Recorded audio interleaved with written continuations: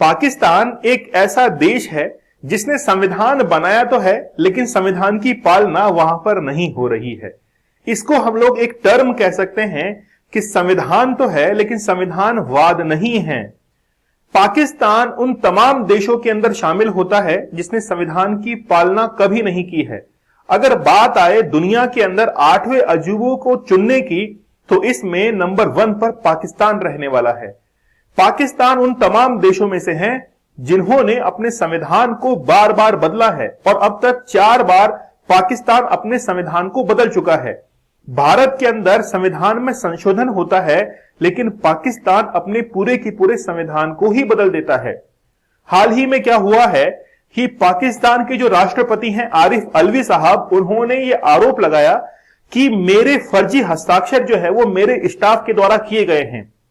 आखिरकार उनके स्टाफ को फर्जी हस्ताक्षर करने की क्या जरूरत पड़ रही थी, और अगर वाकई में ये 2 बिल पाकिस्तान की पार्लियामेंट से पास होते तो इमरान खान को सजा होना निश्चित थी। आखिरकार ये पूरा का पूरा ड्रामा क्या है, किसके द्वारा ये जाल बुना गया है, और आखिरकार आरिफ अलवी और इमरान खान की दोस्ती क्या है, उसके बारे में भी हम लोग जिक्र करेंगे।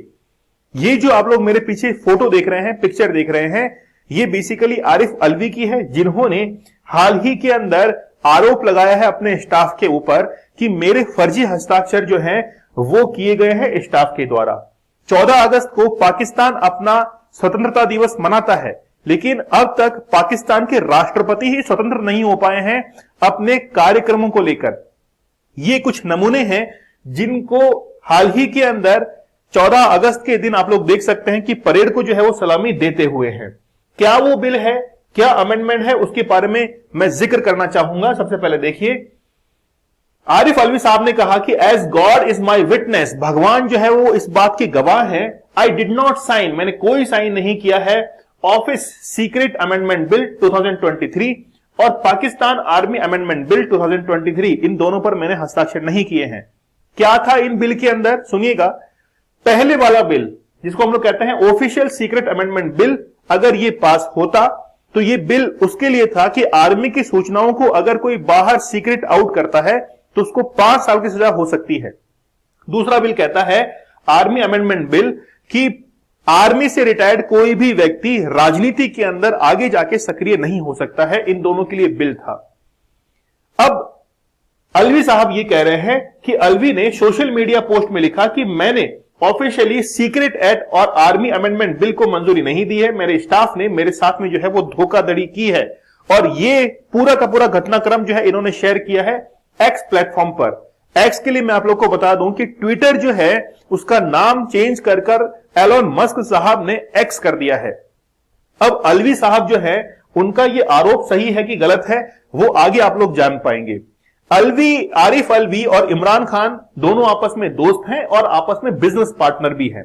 अगर अलवी साहब इस बिल को पास करते तो इमरान खान को 5 साल की सजा हो जाती, क्योंकि उन्होंने सरकारी खजाने का इस्तेमाल करके बहुत सारे गिफ्ट जो है वो बांटे थे। क्योंकि अगर ये बिल पास होता तो आर्मी के सीक्रेट आउट करने को लेकर 5 साल की सजा का प्रावधान हो जाता और फिर जो है इमरान खान को निश्चित तौर पर जेल जो है वो होती। अब देखिए ये पूरा घटनाक्रम कैसे हुआ वो सुनिएगा। पाकिस्तान की पार्लियामेंट के अंदर 2 सदन हैं, एक का नाम है नेशनल असेंबली और दूसरा का नाम है सीनेट। जैसे हमारे यहां पर लोकसभा और राज्यसभा हुआ करते हैं, भारत के अंदर किसी बिल को अगर कानून बनाना है तो लोकसभा से पारित होकर पास होकर फिर वो राज्यसभा के पास में जाता है और फिर जो है वो राष्ट्रपति के पास में जाता है। राष्ट्रपति उस पर सिग्नेचर करते हैं तो वो बिल बन जाता है, अन्यथा उसको वापस भी लौटा सकते हैं। ठीक है।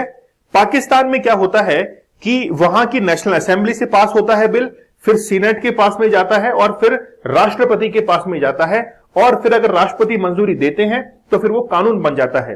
राष्ट्रपति के पास में यह भी अधिकार होता है कि 10 दिनों के अंदर या तो वो साइन कर दें, नहीं तो फिर वो बिल जो है वो पास माना जाता है, अन्यथा उस बिल को वापस भी लौटा सकते हैं। अब यहां पर इस फ्रेम के अंदर लीक जो है वो कहां पर हुआ। अलवी साहब ने यह कहा कि मैंने बिल जो है अपने स्टाफ को लौटाने के लिए कह दिया था, लेकिन स्टाफ ने लौटाया नहीं, मेरे फर्जी हस्ताक्षर करके उन्होंने उस बिल को पास कर दिया। यह बिल 8 अगस्त को आरिफ अलवी के पास में आता है और 10 दिन की जो मियाद थी वो 18 अगस्त को समाप्त होती है। और अलवी साहब ने कहा कि मैंने तो बिल पास किया ही नहीं है और ये बिल जो है अपने आप कैसे पास हो गया है, क्योंकि अगर ये बिल वापस जाता तो इसमें अमेंडमेंट होता। स्टाफ ने रोक लिया तो यह समझा गया कि कहीं ना कहीं आरिफ अलवी ने जो है इस बिल को पास कर दिया है। और सबसे बड़ा बेवकूफी का एक उदाहरण जो है वो अलवी साहब ने यह दिया कि इस पूरे घटनाक्रम को उन्होंने एक्स प्लेटफॉर्म पर, ट्विटर पर जो है वो शेयर कर दिया और पूरी दुनिया को पाकिस्तान की मूर्खता के बारे में बता दिया कि पाकिस्तान जो है वो किस तरीके से मूर्ख जो है वो बना हुआ है। ये पूरा जाल जो है वो इस व्यक्ति के द्वारा बुना गया है। कौन है ये व्यक्ति? ये व्यक्ति जो है वो है आरिफ मुनीर।